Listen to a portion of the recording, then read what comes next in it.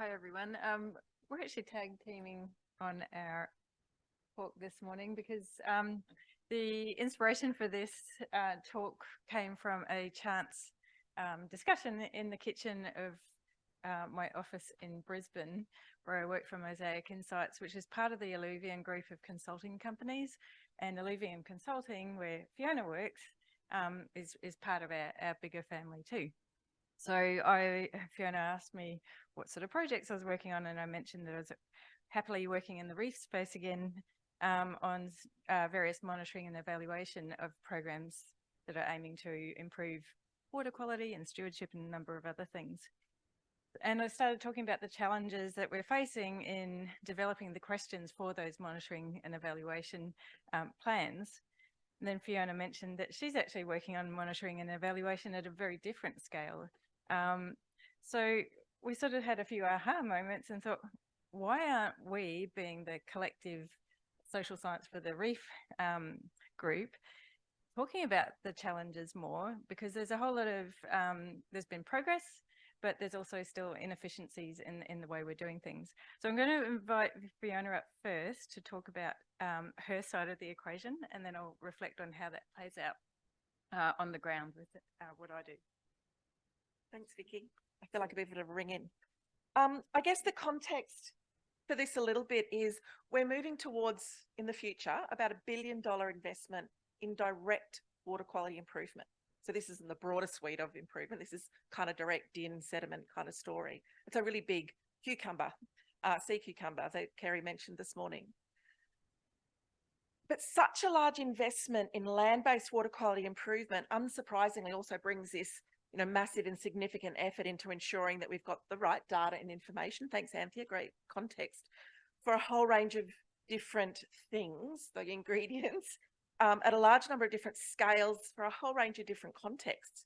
Not only are we dealing, I'll come back to that slide, with at least these 4 different planning scales, but at the project scale, we're dealing with every possible, context and scale of operation as well.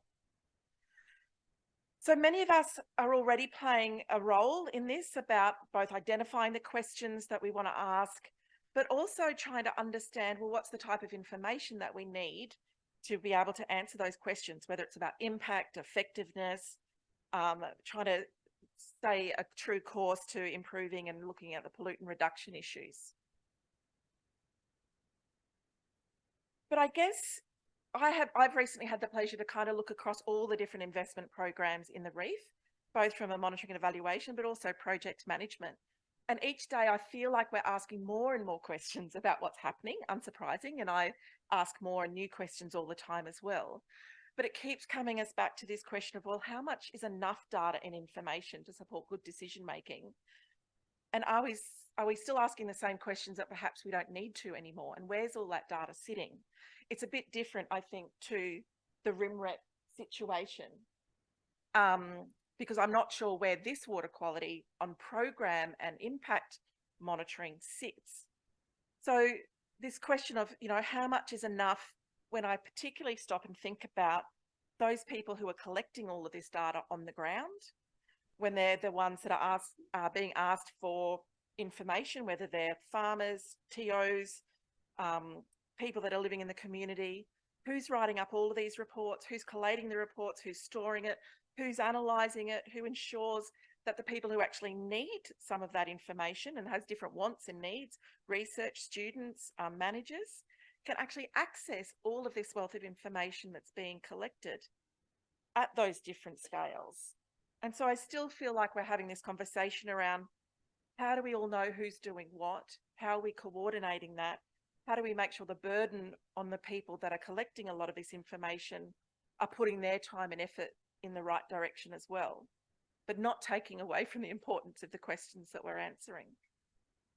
So we've been, some recent work and a privilege I got to do working with the Reef Trust with DECU has really been trying to focus on exactly what are the main outcomes, what are the core outcomes that we're trying to deliver, what's the best possible indicators that are most meaningful, most useful to collect to be able to measure, change and progress on those outcomes. But I tell you, and I think a lot can relate, it's been hard, it's been really time consuming, it's been confusing and sometimes contradictory as to what the best indicators are when you've actually also tried to reduce the burden for all of this at the same time. So I think there's been some great inroads. Don't get me wrong, we're not measuring widgets anymore. We're talking about outcomes. I think the sediment working group that's a cross program that's now really starting to focus on, you know, integrating these things of not just what's happening on the ground, but thinking about monitoring and evaluation, thinking about the analysis. But I still feel some of that's still focused in a biophysical sense, and some of the social and cultural and other information is still got some progress to go. So that's kind of just the context in being provocative and just trying to keep these issues on the table to keep working towards. Thanks. Thanks, Fiona. So then, oh, sorry. From my perspective, I'm the one who's helping develop the questions that are used in monitoring and evaluation. So how some of this plays out is that we often see a desire to collect more information than perhaps is necessary. Sometimes there's data out there that is often unused. So in that case, we're potentially wasting time and resources. But there's also a bit of a, because there's no coordinated, really well coordinated effort in understanding who's collecting what, we're, you know, multiplying those questions, particularly. And we're seeing that burden played out on the people that we're asking the questions of, so landholders, traditional owners, that sort of thing. So they're expressing now this weariness with being asked what to them seems like the same questions, even though, you know, we may have worded them slightly differently for different purposes. We know that many of these programs have different reporting needs. So although one program might want to look at knowledge gain, the way that you frame that question in one monitoring and evaluation plan might be slightly differently to another. And yeah, sorry. So we're really wanting to think about how do we reduce that burden? How do we increase the coordination of all our efforts so that we can save time and money and burden? But, you know, we know that we need to recognise too that there are specific needs across the different projects and programs that need to have that flexibility to add in the questions that they need answered too. So it's actually quite a tricky balance, but we do think that there is great opportunity to do a bit better. Perhaps there's a way that we can run a registry of these different programs, so that if someone has a PhD student, for example, who wants to come in and do some research on these sorts of measures, they can see where that data has already been collected, and perhaps save some time but add value to the questions that they're going out into the community and asking.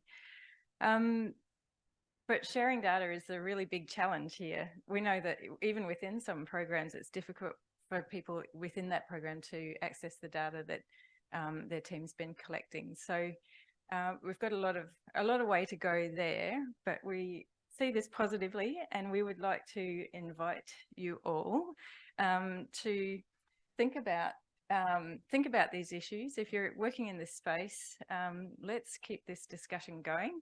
Reflect on your own challenges and the opportunities that you've experienced too, and we'd certainly like to keep that discussion happening. So thank you very much, and we'd particularly like to thank the support of our Alluvium group for allowing us to be here on business time. Thanks very much.